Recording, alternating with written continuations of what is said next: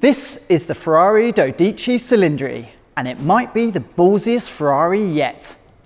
Let's check it out.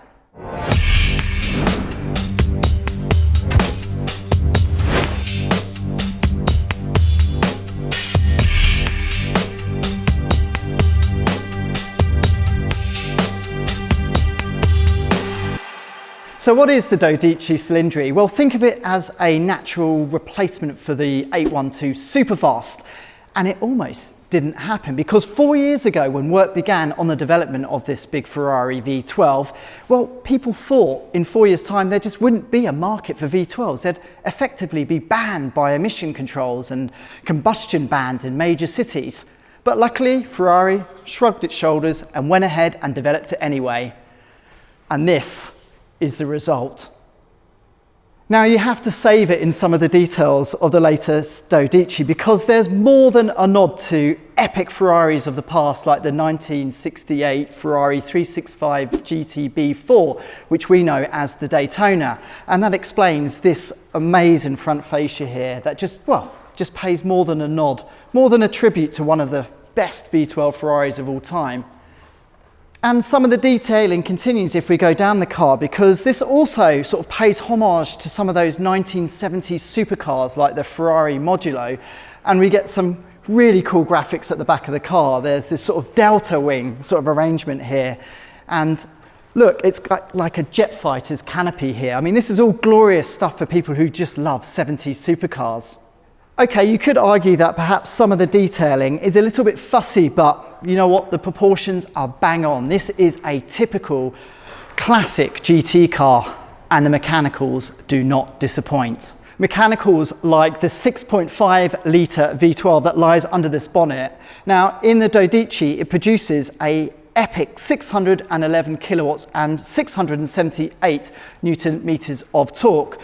But perhaps the best thing is, this naturally aspirated V12 revs to, wait for it, 9,500 RPM. Now, to ensure it can spin up to such stratospheric revs, well, Ferrari have done a considerable amount of work to the F140. Now, remember that F140 engine began life back in 2002 under the rear boot lid of the Enzo Ferrari. For 2024, it's got lighter internals, it's got sophisticated oil pumps, extra cooling, and it's also combined with an 8-speed dual clutch transmission that promises 30% faster shifts compared to the old 7-speed unit from the 812 Superfast. It's important to stress that the 12 is actually on an all-new platform that actually brings a reduction in the wheelbase by around 20 millimeters for more agile handling. There's also rear wheel steering, again, which boosts agility and high-speed stability. The new platform is also around 15% stiffer, but does carry over a lot of hardware from the old 812 Superfast. We're talking about suspension uprights, and at the back of the car, it still shares the electronically controlled limited slip differential. Now, because of the extra tech, Ferrari says weight has actually gone up by around 30 kilos, but performance times are around the same as the old 812 Superfast. So that means the 12 can go from 0 to 100 kilometers per hour in just 2.9 seconds, 0 to 200 in around 7.8 seconds, and top out at 340 kilometers per hour. Now, as well as having its new look, Ferrari has done a huge amount of work when it comes to things like aerodynamics.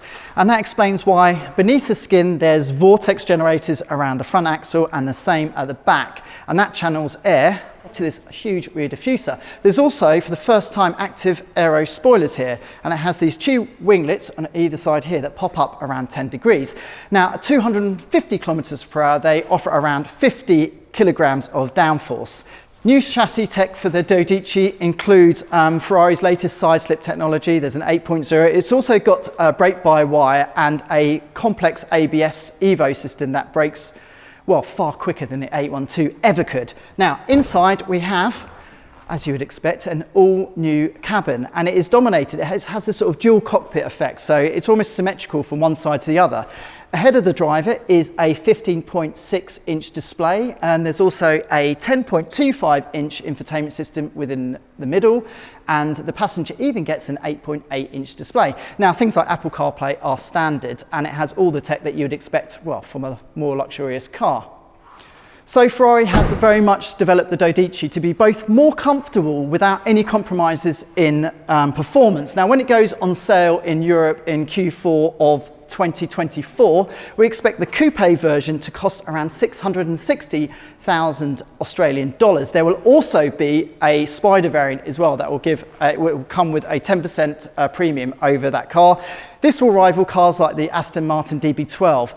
Now, one thing we have to warn is this will also be much quieter than the previous 812 Superfast, but do you know what? It looks fantastic, it's really exciting, and Ferrari says it's going to be the most fun car it currently offers, so we just can't wait to drive it.